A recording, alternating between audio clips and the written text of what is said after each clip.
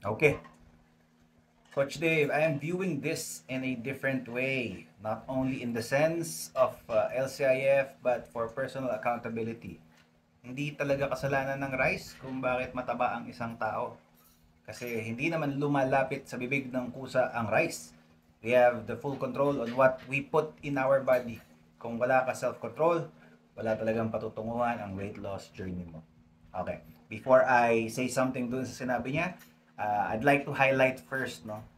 Ganito yung mga comment dapat. Ganito ka respectful, ganito ka may, alam mo yon, yung gusto niya talagang mag-share innocently, no, ng opinion niya in a very respectful manner. Dapat ganito, no? Dapat ganito. Hindi yung parang laging may nang aaway sa inyo, no? So, siya, kaya may amor akong gawan ng vlog to, no? Kasi ang respeto ang ganda di ba? Ang respeto ng pagkakasalita niya, pagkakasabi niya.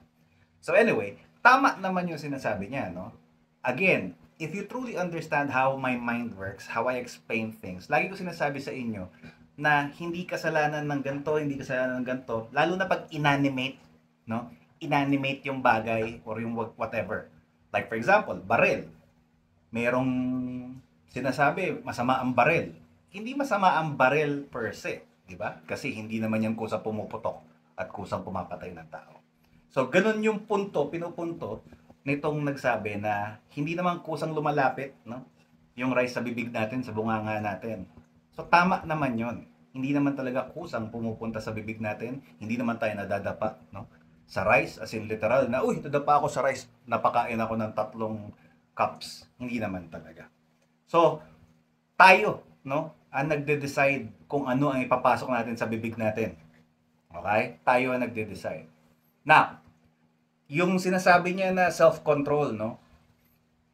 The problem is with rice, the problem with carbs is that hindi naka-in favor sa atin, no? Hindi na we are on the losing side.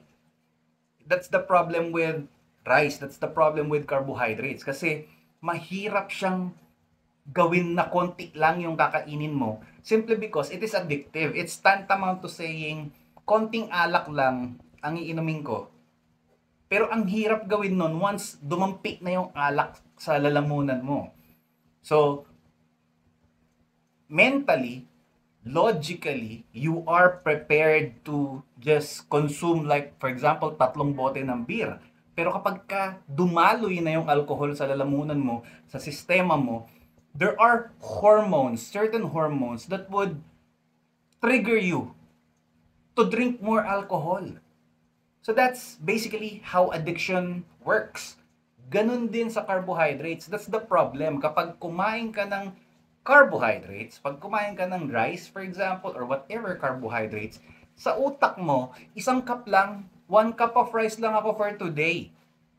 But normally, mahihirapan talaga tayo. Kasi there are addictive hormones that would be triggered which would be not in favor, no? Sa gusto natin mangyari. So that's the problem. So while tama yung sinasabi na nasa sa atin kung ilang rice naman ang kakainin natin, the problem with that is hindi siya in favor sa sistema ng katawan natin, which is why we try to avoid it so that hindi na matrigger yung mga addictive hormones natin. Otherwise, kung hindi mo magagawang pumigil, which yung self-control na sinasabi, then hindi ka mapapa-less rice, hindi ka mapapa-calorie deficit, and the likes, simply because your hormones would fight kung ano yung nasa utak mo. Sabi mo, 1 cup. Pagdating ng buong araw, naka 6 cups ka na.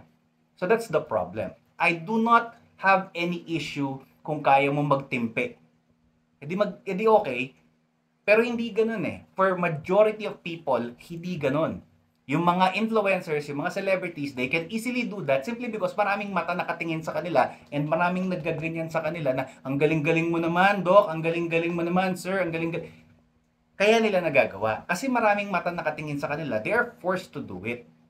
Pero the reason why, kung ba't hindi magawa ng majority yan, kung bakit nagdideliryo, kung bakit hungry ang karamihan sa mga umiiwas, sa mga nagka-calorie deficit at sa mga kumakain ng konting rice, kung bakit hungry sila, it's because of the hormones. Okay?